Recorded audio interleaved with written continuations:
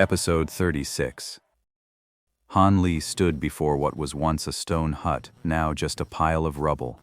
He looked around carefully, and finding nothing left behind, gave a satisfied nod. Soul Driver, let's go. We've got a mountain of things to deal with tomorrow. It's a shame you don't have a mind of your own and you can't speak. If I had someone to talk things over with, I'd feel a lot more at ease. Bathed in the fiery glow of the setting sun, Han Li dragged his elongated shadow behind him, muttering incessantly to the giant he'd renamed Kuhun. It seemed he'd finally found a good listener, one he could confide in who wouldn't complain back. After settling Kuhun, Han Li returned to his own quarters. Inside, he moved around the room like a stranger who had been away for too long, running his hands over the tables and chairs, examining everything. What a long day. It felt longer than the last 10 years of my life put together. Then, with a sudden thump, he collapsed onto the bed and fell into a deep, heavy sleep. He was utterly exhausted, both mentally and physically. Still, it's good to be back alive.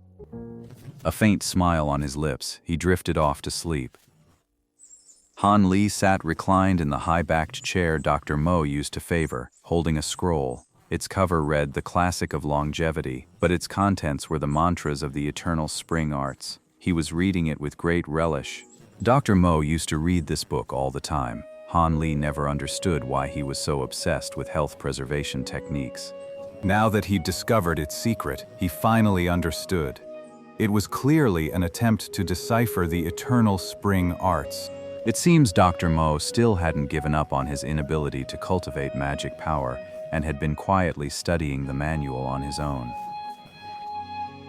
Han Li had discovered this secret manual in the hidden compartment along with the other items. It not only contained the first 6 layers of the incantation he had previously practiced, but also 2 subsequent layers of cultivation techniques he had never seen before. This unexpected discovery kept Han Li's spirits high for quite some time.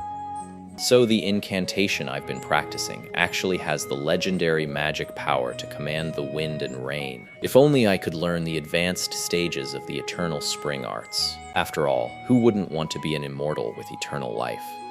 The sun was high, its warm rays streaming through the open skylight and bathing Han Li. As he read, the comfortable light made him squint his eyes into a thin, contented line. Han Li glanced up at the skylight, finding the sunlight a bit too harsh for his eyes. He casually used the open book to cover his face, blocking out the glaring sunlight.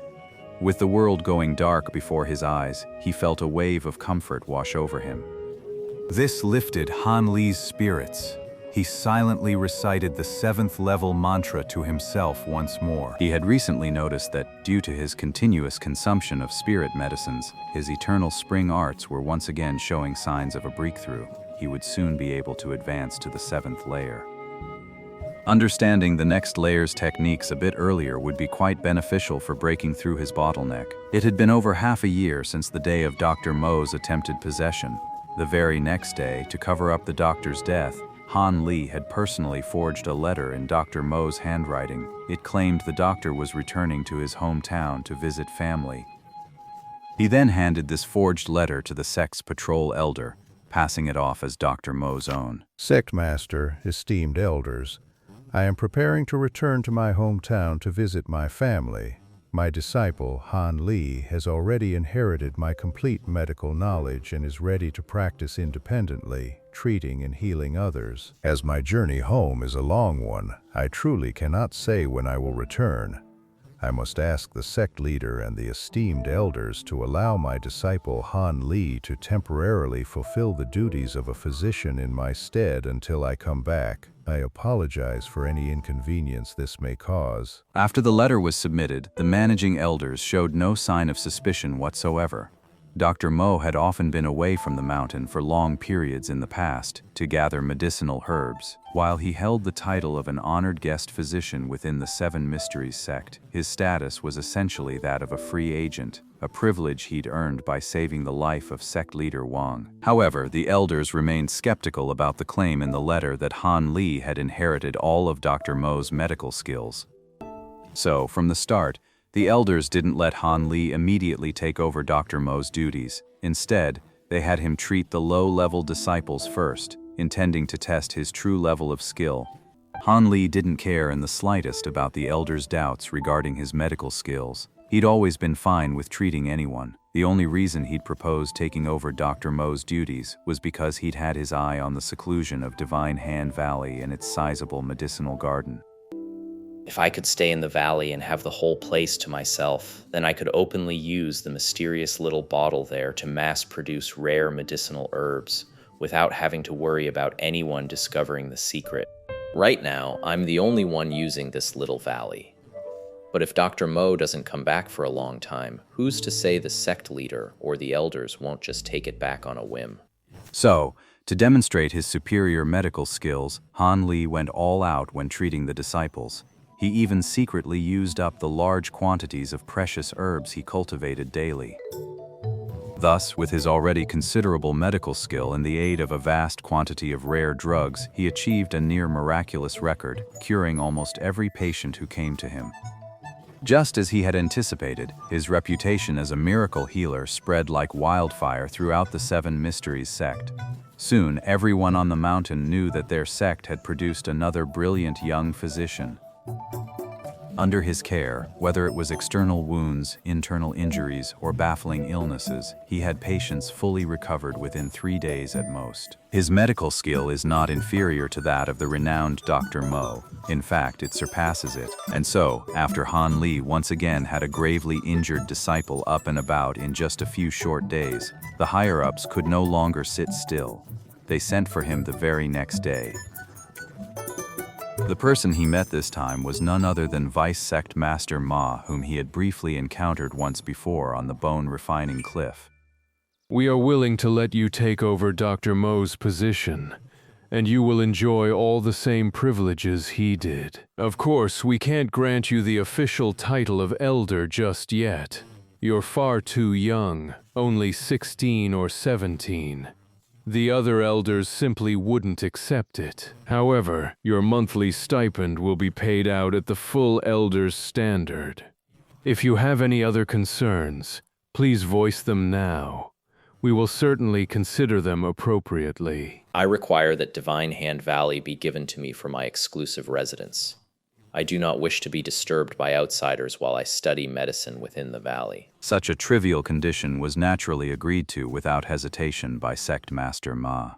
Perhaps to secure Han Li's loyalty, the other party even offered to send him a young and beautiful maidservant to attend to his daily needs.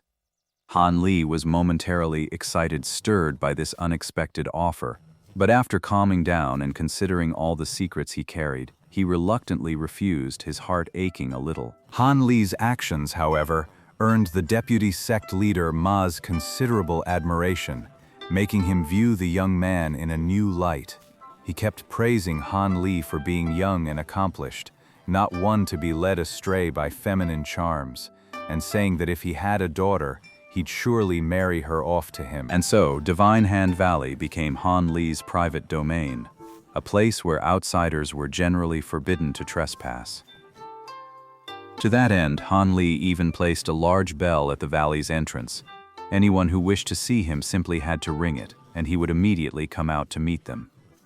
This strange rule applied even to some mid- and high-level personnel. As long as no one barged into the valley, Han Li could ensure the miraculous secret of the bottle would never be known by another soul. At first, this rule caused a great deal of dissatisfaction among the higher-ups. This rule is just too... This Han Li is getting a bit too full of himself. Doesn't know his place. Even Dr. Mo doesn't put on airs like that. How dare a mere apprentice, fresh out of training, be so presumptuous? But when Han Li pulled a critically wounded, dying guardian back from the brink of death and healed him completely, all the clamor vanished without a trace, never to be mentioned again. As the days went by, even the sect masters gradually came to accept this arrangement. When they needed medical treatment, they would send someone to politely ring the great bell, and then respectfully invite Han Li over. And so Han Li gradually became a unique anomaly within the legends of the Seven Extremes sect. But if you call him a senior, he holds no senior position and wields no authority whatsoever. But if you call him a low-level disciple, well, who's ever seen a disciple with that kind of clout? Even the sect masters would respectfully address him as Dr. Han. Few dared to address Han Li by his given name anymore.